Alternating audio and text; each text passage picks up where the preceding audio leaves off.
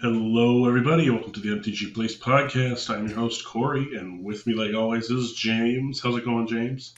Hey, everybody. I'm doing good. How are you? Was pre-release weekend this weekend. Did you play it all? I did not, but I heard you did, and you did pretty well, apparently. Yeah, we went 2-2 in Two-Headed Giant. That's pretty for Two-Headed Giant. That's pretty good. But yeah, I heard you got a pretty nice card that you pulled. Yeah, we hit the promo Urza, so I was like, heck yeah, sick. Let's go. Man. Made back your pre-release right there. Yep. All right, well, today we're going to be talking about the commander cards of Brothers War for the Brothers War commander decks. There's only 2 of them, so it's not a lot of cards, and we're not doing reprints or anything like that. But before we jump into that, I'm going to do a couple sponsors. So our first sponsor here is Zencastr. Zencastr is an all-in-one podcast production suite that gives you studio-quality audio and video without needing all the technical know-how. It records each guest locally, then uploads the crystal-clear audio and video right into the suite, so you have high-quality raw materials to work with. If you want 30% off a Zencastr Pro account because you're thinking about making a podcast yourself, please use offer code zen.ai/mtgplace for 30% off.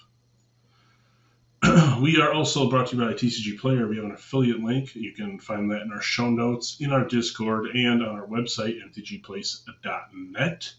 The final way you can support us is through the Patreon. From now through the end of the year, we will be giving out signed cards to anyone who signs up. So please do that because we much appreciate it if you support our content. That helps us get episodes out in a timely manner. Yes, indeed.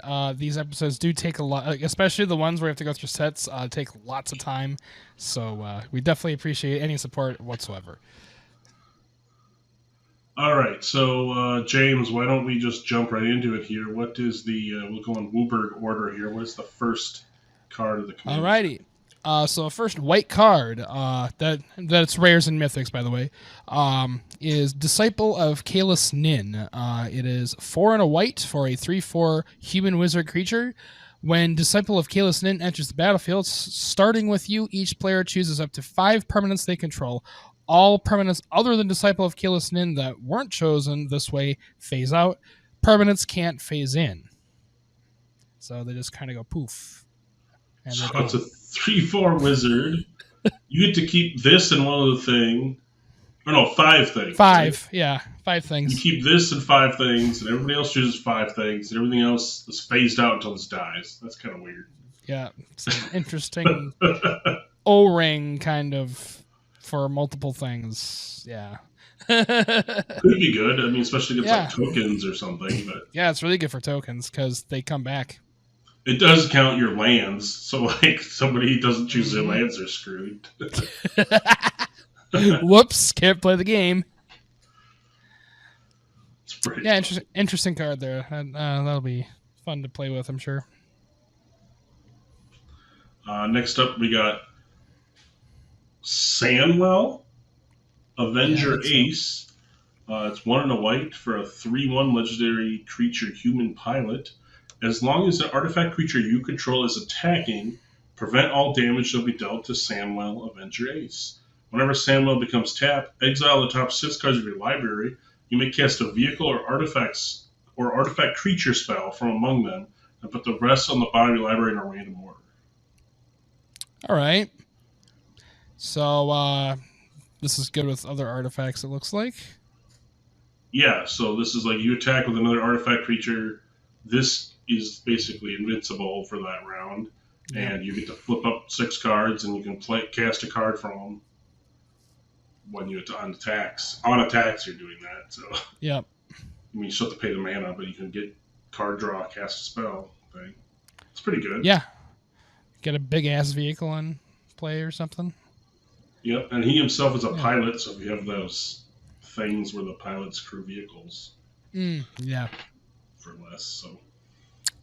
Yeah, this could be good in a vehicle deck of some kind, for sure. Next up, we got Scholar of New Horizons. It is 1 and a white for a 1/1 human scout creature. Scholar of New Horizons enters the battlefield with a +1/+1 counter on it. Tap it, remove a counter from a permanent you control. Search your library for a Plains card and reveal it. If an opponent controls more lands than you may put that card onto the battlefield tapped. If you don't put the card onto the battlefield, If you don't put the card onto the battlefield, put it in your hand, then shuffle your library. So 2 for a 2/2, and then you can tap it to get a Plains. In a counters deck, this is way better because you can keep doing it. Yeah. And get Plains. Especially, and like you can get duels with that if you have like a Plains Forest. Plains. Yep, Plains card. Very good. It's kind of like Weather Wayfarer in a way. Yeah. I mean, and the only downside is it goes to your hand but you can put it into play if they have more lands than you. So yeah, that's cool. That's a pretty good card. White's needed some more mana ramp, so there you go. Yep. All right, on to blue. We got Glint Raker. It's 3 in a blue for a 1/3 Drake. It's got the old border colors of the Drake too. Yeah, it's cool. Flying. It's got flying, and Glint Raker gets +X/+O, where X is the highest mana value among artifacts you control. And whenever it deals combat damage to a player, you may reveal that many cards to the top of your library. Put an artifact card into your hand and the rest in the graveyard. So if you have a Sol Ring out, this is a 2/3. Look at 2 cards, put 1 in your hand. That's pretty good. That's not bad. Not bad at all. And then if you have big like Tron, so you have like big shit out, this could do a lot. Right. And it's a flying Drake. Yeah, sick. I haven't seen Drakes in a while. Like, at least not with the retro border. Yeah, I know. Brings you back, doesn't it? Yeah. They do like Wind Drake. Yeah, like 7th edition. Good times. Yeah, that's great with again with an artifact deck. It's a good creature to go in it. Next up, we got March of Progress. It is 2 in a blue for a sorcery. Choose target artifact creature you control. For each creature chosen this way, create a token that's a copy of it. Then it has Overload, 6 in a blue, which is you may cast the spell for its Overload cost. If you do, change its text by replacing all instances of target with each. So for 3 mana, copy 1 of your artifacts. 7 mana, copy every single one you have in play. Yep. It has to be artifact creatures, though. Yeah, artifact creatures. So again, you have to have creatures that are artifacts, not just like your Sol Rings and stuff. I think it's still good. Yeah, it's copy your like Blightsteals. Like you need a copy of that. But I know, right? Yeah, I'm sure in the right deck, this can be very good. Definitely. Next up, we got Tanos, Solemn Surveyor. It's 1 in a blue for a 1/3 legendary creature, human artificer. It is pay 2 and tap it. Create a token that's a copy of up to 1 target artifact token you control and mill 2 cards. And then it has pay 1, a white, a blue, and a black. So Esper. Tap it, sacrifice 2 artifact tokens, exile an artifact or creature card from your graveyard, create a token that's a copy of the exiled card, except for it's an artifact in addition to its other types. Activates a sorcery.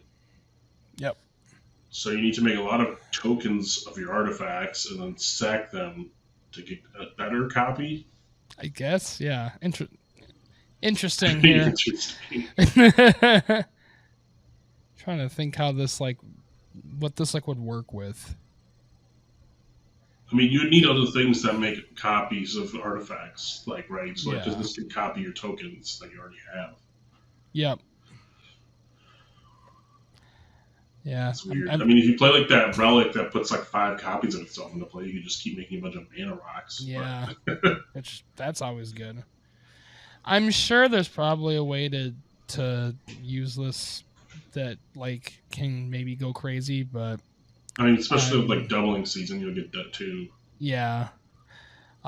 So yeah, I'm sure there's a way to kind of bust this a little bit. Which, I mean, you could also play what is that card that just makes everything an artifact. Your 1/1 tokens can just be copied. I can't remember what it's called. Stuff like that. So. Well, that is our 3 blue cards. On to black. First one is Tertiary's Devastation. It is X 2 black for a sorcery. You lose X life and create X tapped Power Stone tokens. Then all creatures get -1/-1 until end of turn for each artifact you control. So this seems really good in the artifact deck because you could just pay 0 for X, and then all creatures get -1/-1 for every artifact you control already. Yeah. And then if you need more artifacts, you just make some Power Stones. Yep. So this is honestly pretty good. I think that's like premium black removal for artifacts. Your artifact deck. Next up, we got the Wire Surgeons. It's 4 black for a 6/5 human artificer with fear. Each artifact creature card in your graveyard has Encore. Its Encore cost is equal to its mana cost. And then what Encore is you exile it, pay its mana cost. For each opponent, you make a token copy that attacks that opponent this turn if able. It gains haste, sacrifice them at the end step. Activate as a sorcery. Oh, interesting. That's craziness. Each artifact creature card gets it? Yeah, everything in your graveyard just has it. That's gross. Well, you killed this, well, I get to swing at each of you one more time with it. And it just says sacrifice at the beginning of the next end step. So at the end step, yeah. So you can keep doing it then, right? You don't have to it's not like Unearth where you have to exile it.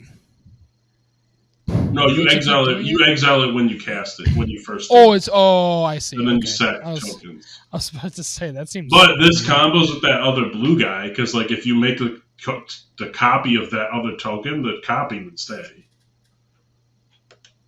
Because you're making 3 copies, right? Then you can make another copy, and then that copy would stay. Or you just use end the turn, and then you don't have to sack them. That's always the thing. There's cards that do that, so. Yeah, that seems pretty good. 100%. It does cost 6 mana though, but it is a 6/5 with fear on top of that. Rightfully so. I mean, I think that is very valid. If it costs any less than that, that'd be kind of broken. I think so, and it's well statted for that cost. So, next up is Wreck Hunter. It is black for a 2/2. Human artificer creature with flash. When Wreck Hunter enters the battlefield, choose target player. You create a tapped Power Stone token for each non-land card in that player's graveyard that was put there from the battlefield this turn. Dude, that seems really good. That's busted if you someone just board wipes them out. Yeah, someone board wipes and you're like, okay, flash this in, get a bunch of Power Stones. It's and now I have mana. Yeah, granted you go use them on artifacts or abilities, but I'm sure you got something to pump the mana in. Well, that's why you run this in a deck that it has artifacts and stuff in it. So right. Yep. So yeah, those cards are good. Black's got good stuff. Now onto red here. We got Blast Furnace Hellkite. 7 red, so Jesus, 9 mana for a 5/5 flying double strike dragon. Creatures attacking your opponents have double strike. And then it has Artifact Offering. You may cast this spell as though it had flash by sacrificing an artifact and paying the difference in its mana cost between this and the sacrificed artifact. The mana cost includes the color. Okay. So if you sack a 7 mana artifact, you only pay 2 for this. You can play it as an instant. And it gives all creatures attacking your opponent's double strike. So if someone swings at your opponent, I'm going to sack an artifact, flash this in. Now everything that's attacking my other opponent has double strike. That's gross, man. Holy crap. And then this itself has flying double strike and gives all of your stuff double strike too, obviously. But it also gives your opponents attacking each other double strike. So you do this in the middle of the combat phase and just fuck them over if they don't block? Yep. Oof. You're taking double damage, buddy, plus another 10. Yeah. If that's the case, you're probably dead. So, yeah. This seems fun. Pretty fun. Fun dragon. Yeah. Definitely works with some kind of artifact to flash it in with. Yeah, I mean, realistically, you need what at least because this costs 8, Yeah, 9. So 9. you would need at least like a 2 mana artifact to make this playable, probably. Like 6 mana Yeah. for that's not that bad. No, that's a lot So, better. so if you have like a signet or something or a talisman, tap it for mana that Yeah. gets you 1, and then sack it, it gets you 3. Then Yeah, then you just throw this in. You're good to go. Yeah, that's fun. Next up, we have Farid Enterprising Salvager. It is 2 in a red for a 3/3 legendary human soldier creature. Whenever a non-token artifact you control is put into a graveyard from the battlefield, create a colorless artifact token named Scrap. Then you can pay a 1 in a red, sacrifice an artifact, and choose one. Put a +1/+1 counter on Farid. It gains menace until end of turn. Goad target creature, or discard a card, then draw a card. so whenever your non-token artifacts are destroyed, basically, you're going to get scrap metal that you can then sack for its ability. Just pretty cool. It's interesting. I mean, they do nothing outside of having a sack outlet for artifacts, but yeah, it's interesting. He can get bigger, or he can like draw cards, or I guess he can goad something if you really want to. Personally, I'm not a fan of that, but yeah, I think the best mode is the 1/1 counters on it and giving it. Yeah, I mean, otherwise, I mean, looting isn't bad either if you need cards. Yeah, you're probably gonna be making him bigger though, because that's usually what you want. Next up, we got Sardian Avenger. It is 1 in a red for a 1/1 Goblin Warrior with first strike and trample. And whenever it attacks, it gets +X/+O, where X is the number of artifacts your opponent controls. And whenever an artifact an opponent controls is put into a graveyard from the battlefield, it deals 1 damage to that player. So this is the anti-artifact card. Mm-hmm. This is your sideboard for against artifacts. It's doing everything you want it to do against artifacts. Yep. Just pinging the crap out of it. This is just going to be good in Commander, right? Because, I mean, like, most of the time your opponent's going to have at least 1 or 2. So then you have I mean, they're going to at least have the rocks. 2 or 3 first strike signets or, something. Yeah. Yeah. Easy. Soul Ring. At minimum, it's like a 2/1 or 3/1 first strike trample. Yeah. That's not bad for 2. Yeah. Especially if you get this on turn, like 3 or something when they have that, like, in play. Yep. Yeah, you're kind of good to go. Nice aggro move. All right. Next up, we have the Brothers War Saga. It is 3 in a red for a Saga enchantment. Chapter 1 is create 2 tapped Power Stone tokens. Chapter 2 is choose 2 target players until your next turn. Each creature they control attacks the other chosen player each combat if able. And finally, Chapter 3, the Brothers' War deals X damage to any target and X damage to any other target, where X is the number of artifacts you control. Yeah, so this seems okay. I mean, you get some Power Stones, you make 2 people attack each other and not you. Yeah. And then deal X damage for X number of artifacts. I actually opened this in my prize packs. Nice. Hell yeah. This seems like a pretty good enchantment for red. Yeah, it's not bad. I mean, as long as you have artifacts. Right. And even if you don't, like... I mean, worst case, it's 2 damage, right? Yeah. I mean, you want at least then it's like more than that. 4 for 2 mana rocks and 2 damage, and you get 1 round of not attacking you. It's like meh. But yeah, that's mid you really best. want artifacts in the deck. Yeah, that definitely works with artifacts, and then you can actually use the Power Stone tokens too, which is what you want. All right, so that's the end of red. On to green. Yeah, so green, we got Rootpath Purifier. It's 3 in a green for a 3/4 Elf Druid. Lands you control and land cards in your library are basic. Oh, God. So let me cultivate for my Gaia's Cradle. My Cradle's basic? Let me cultivate for my Gaia's Cradle and like whatever other land I want. My Temple Garden, my Temple Garden and Command Tower. my windswept heath. It's like, yeah, okay. Rampant growth for like Gaia's Cradle, just like whatever you want. This is just nasty. Let me get my Urborg. So this is an instant target to remove right here, because if Right. this stays in the field, they're going to be getting a lot of land that you don't want, Right. This is and they're just going to ramp like hell. They're going to be playing all sorts of the cheap costing mana ramp that searches for basics. Like Evolving Wilds can now go get whatever the hell I want. Yeah. Like usually Evolving Wilds is just whatever, it's not a big deal. But yeah, it's like, oh yeah, when Evolving Wilds can get a freaking like, Temple Garden or Bayou or whatever, sure, yeah, that's a lot better. Yeah, seems very, very good. Like Green needed more ways to cheat in Crazy Ramp. Like, my God. I know. It's super good. This might be the best card that we've talked about. Or that we will talk about. Anything that can, like, somehow break the rules for mana is always really good. And, yeah, this is definitely doing that. So, very, very, very, very good card. Next up, we have Titania, Nature's Force. It is 4 green for a 6/6 legendary elemental creature. You may play Force from your graveyard. Whenever a forest enters the battlefield under your control, create a 5/3 green elemental creature token. Whenever an elemental you control dies, you may mill 3 cards. Is this the same one from the main set? Or is this one different? This is different. Okay. Same character, different card. Yeah, it was the same name, but... So you get to play Forest from your grave. You can self-mill yourself. You get 5/3s. So when you self-mill, if you hit forests, you can then play them. Obviously, yeah.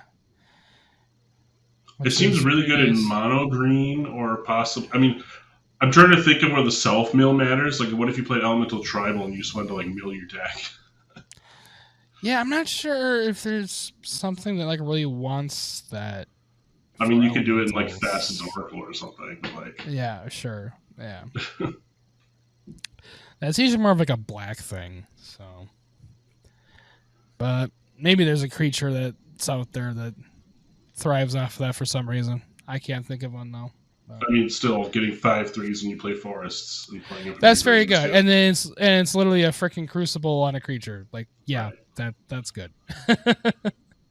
Definitely. Well, on to the multis. Yeah, next up we got Urza Chief Artificer, 3 white, blue, black, so 3 in Esper, 6 mana total, for a 4/5 legendary creature, human artificer, with affinity for artifact creatures.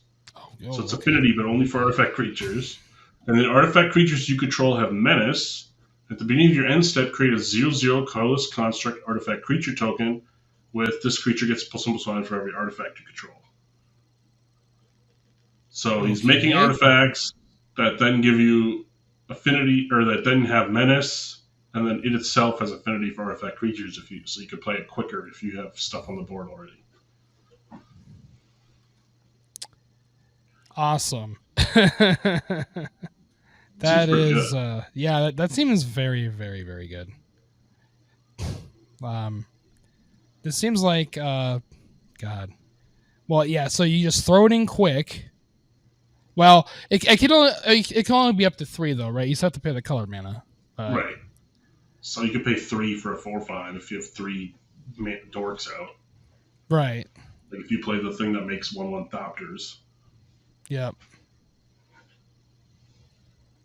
Then your Thopters have menace, and then you start getting constructs every turn. Like are bigger, you gotta make themselves bigger every turn just because you get multiples of. Right.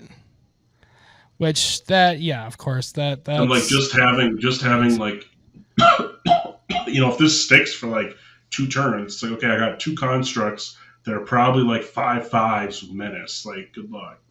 Yeah.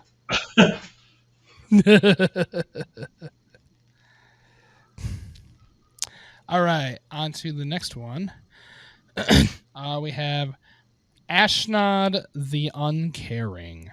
It is 2 blue, black, red, or I believe that's Grixis, for a 1/4 legendary human artificer creature with Death Touch. Whenever you activate an ability of an artifact or a creature that isn't a mana ability, if one or more permanents were sacrificed to activate it, you may copy that ability. You may choose new targets for the copy. Wait, so does this just go like almost infinite? Well, not infinite, but so if you sack the Ashnod's altar, you get 4 mana instead of 2. Because you're copying it. Yeah, exactly.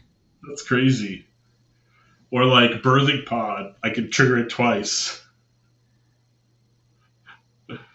Well, because Ashnod's Altar's a mana ability, though, isn't it? Oh yeah, that adds mana. Yeah, You're right. Yeah, not a mana ability. So yeah, that'd be broken otherwise. But yeah, Birthing Pod though, I'm pretty sure that one works. Yeah, you get two creatures. 2 dudes. I'm trying to think. I don't. There's other ones like the sack deal damage. You deal 2 damage. Yep. Yeah, I feel like there's a lot of. Well, like Top, that's got activated abilities.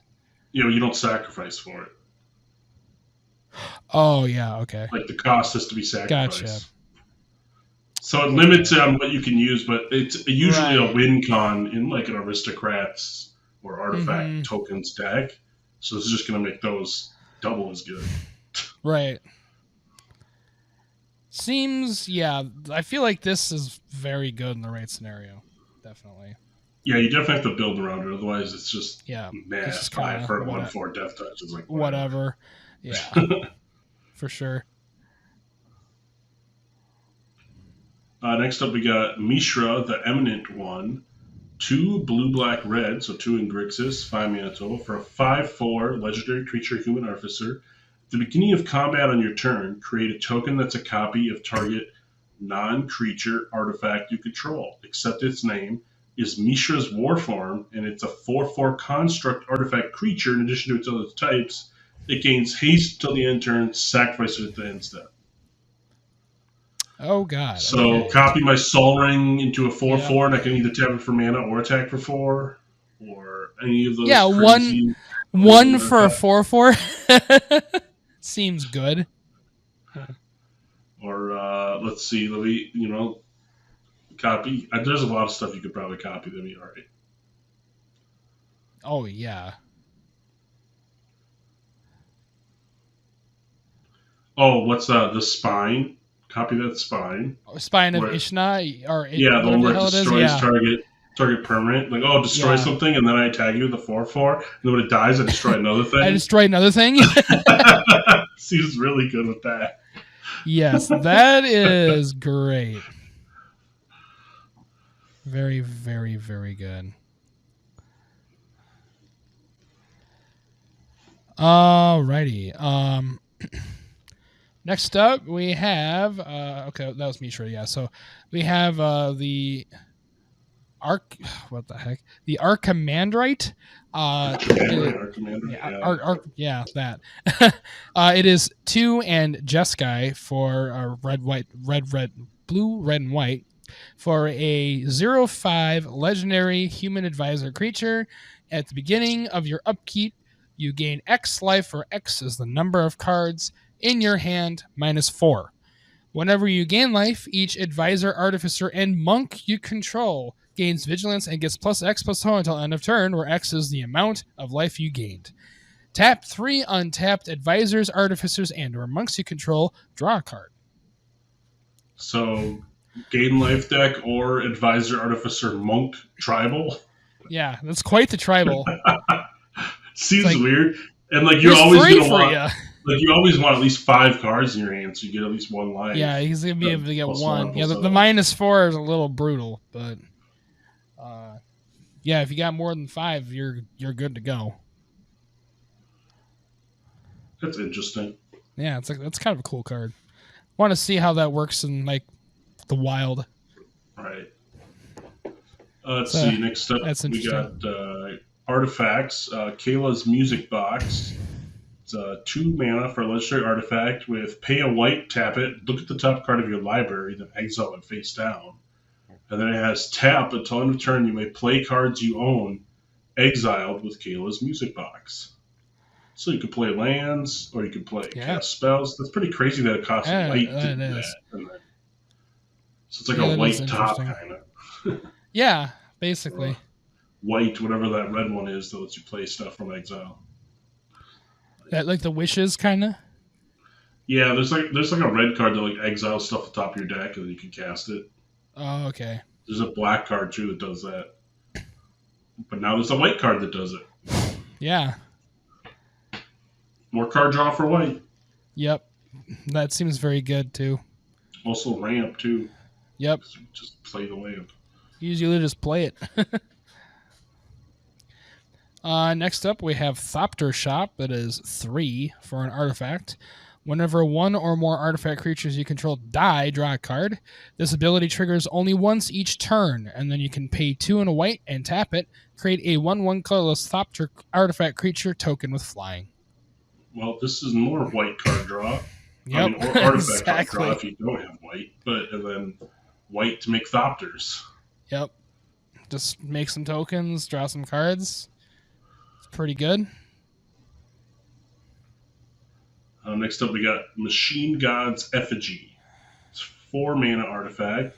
You may have it, Machine God's Effigy, enter the battlefield as a copy of any creature on the battlefield except for it's an artifact that also has tap, add a blue. But it is tap, add a blue. As well, yeah. So you can either play it as 4 mana, because you could play it as a 4 mana rock that tests for blue, or you can copy any creature on the battlefield. It has tap. I think a lot of, unless there's really nothing on the field, you're probably going to be doing that.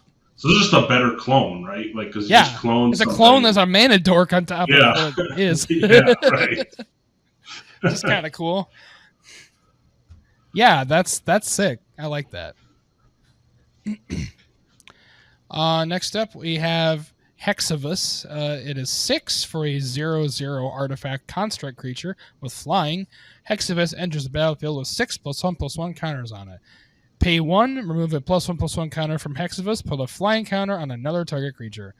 Pay 1, remove a counter from another creature you control, put a +1/+1 counter on Hexavus. So this is like literally arc-bound stuff here, basically. Well, yeah, so moving those tokens around. You can remove a +1/+1 counter to put flying counters and stuff. But let's remove any counter from a creature. So if you play like that Cathrol deck where you have like hexproof indestructible counters and stuff, you can take those counters off to make this thing bigger. And I feel like switch one of these for flying. This would be really good in that deck for sure. But if you don't have a counter themed, then this is just bad. Like 6 for 6/6 flying. It's not good. Just whatever. I mean, even because like at worst it's 6 for 6/6 flyer that can make up to 6 of your things have flying. Like, right, which might be good. I don't know. Yeah, I don't know if it's worth that much mana though. No. Like, so you definitely want a counter theme for this to be in the deck. Yep, that makes this card much better. Martin Teaton did the artwork. It's kind of cool. Oh, nice. Next up, we got the Scavenged Brawler. 6 mana for a 4/4 artifact construct. Flying, Vigilance, Trample, Lifelink. 5 mana, exile it from your graveyard. Choose target creature, put 4 +1/+1 counters, a flying counter, a vigilance counter, a trample counter, and lifelink counter on that creature. Activate as a sorcery. Damn. So many keywords. So this is 6 mana for 4/4 with all those keywords, which this is also great in that Cathrol deck. Yeah. Because it has all the keywords. And then it's even better if it gets milled into your graveyard because you just exile it and put basically its entire stats on something else. Yeah, seems very, very good. That's kind of sick. That's really good. Yeah. Flying, Vigilance, Trample, Lifelink, 6 or 4/4. Yeah. So that's a crazy amount of stats you can just throw around. You could just put this in like your mono black deck though, and be like, all right, I'm gonna, Buried Alive or Entomb for this, and then I'm gonna exile this from my graveyard and just buff my creature and give it all these stats. Just give it to like, I don't know, like some like zombie you have or something, and just make it huge. Huge flying, Vigilance, Trample, Lifelink zombie. Yeah, it's like a 6/6 now. Like, whoa. Yeah, that's awesome. That's a good card. Next up, we have Smelting Vat. It is 4 for an artifact. You can pay 1 and tap it, sacrifice another artifact, reveal the top 8 cards of your library. Put up to 2 non-creature artifact cards with total mana value less than or equal to the sacrificed artifact's mana value from among them onto the battlefield, and the rest onto the bottom of your library in a random order. So this is like trade in my artifact for up to 2 other artifacts that are the same value. Yeah. Melt my 8-cost artifact for 2 4s. Hopefully it's something you want. Right, yeah, you'd have to specifically build around this. It's similar to like the birthing pod type thing, but backwards. Yeah, it's like birthing pod for artifacts, but the other way around. Yeah. Seems okay. Yeah. I'm sure there's a way to abuse it. I'm sure there's a use for it for sure.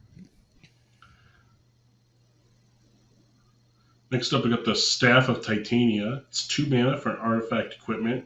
Equipped creature gets +X/+X, where X is the number of forests you control. Oh, God, okay. And whenever equipped creature attacks, create a 1/1 green forest dryad land creature token with summoning sickness. So it's like Blanchwood Armor, but also creates dryads. Yeah, it's a Blanchwood Armor that also makes 1/1 forest, so it buffs your creature. Yeah. And you can it's forest. Yeah, it's the freaking it's the freaking dryad arbors, right? Yeah, basically you're creating dryad arbors. That's ridiculous. 3 tap for green. So it's a Blanchwood Armor that makes your shit bigger. Like that's great. Or I guess what is it called? Is it dryad arbor? Yeah, dryad arbor is the forest. Yeah, the forest creature. Yeah, making those when you attack. Very, very good. Next up, we got Wondrous Crucible. It is 7 for an artifact. Permanents you control have Ward 2. Damn. At the beginning of your end step, mill 2 cards and exile a non-land card at random from your graveyard. Copy it. You may cast the copy without paying its mana cost. Okay, that's good. That's really good. Just the all Ward my 2 permanents is have really Ward good. 2. Well, see, that's good, but I don't know if it's worth 7. But then, I immediately get to take any card at random that's a non-land, cast it for free every turn. Mm-hmm. That's very good. Very good. And everything is Ward 2, so it's going to be a pain in the ass to get rid of. Yeah. Love to see that. Next up, finally, we have our 1 land. Yeah, it's Urza's Workshop. It's a Urza land. It has tap, add a waste, and it has Metalcraft. Tap, add a waste for each Urza land you control. Activate if you have 3 or more artifacts. So if you have Tron out, this taps for 4. Yep, that's very good. Makes Tron a lot better. I also think Urza's Saga is an Urza land, but that is only playing for 3 turns. So you could technically tap this for 5. Most, I think. That's just gross. 1 land that taps for 5. Like, there's not many lands that do that, like that amount. It's also good if you don't have. It's also better than the other Tron pieces if you don't have them assembled yet, because then you just play a Tron piece and this adds 2 right away, where the other one still just adds 1. Exactly. So yeah, so you get to be able to use Tron like way before you normally would, basically. Right. Which, that's very good. Oh, that is it, I believe. Yeah, that's a show. What's the best card, you think? That green one? The green one, easy. That's got to be the best and this Urza's Workshop, I think, is going to be played a lot, too. Oh, yeah. Literally any kind of, Voltron or, Glimmer Post, Eldrazi, anything like that wants to ramp shit up really quick. This is going to be used. Definitely. All right. Well. Alrighty. Thanks for listening, everybody. We'll see you next time. I'll see you at the next time. Thanks a lot for your support.